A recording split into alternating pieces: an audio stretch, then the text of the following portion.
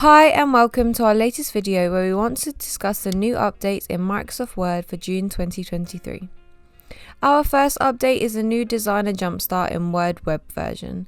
If we go into Microsoft Word in the web browser and in the home section we can see at the end of the panel at the right there is a designer tab.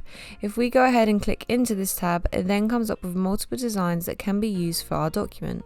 This is a great way of exploring new designs that will fit perfectly for the document that you're working on. Our second update is new loop components in Word's web version.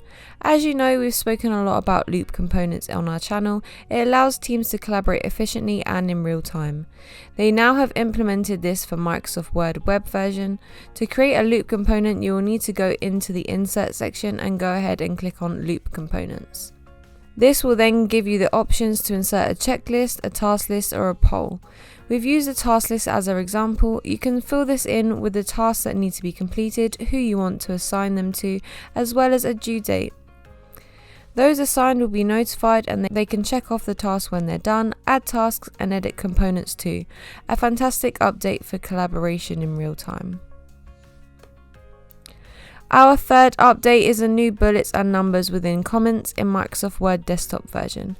With this new update, you are able to create lists with bullets or numbers within a comment. For example, in this case, we need a few things added to our content list, so we are going to make a comment with a list of the things that will need to be added in.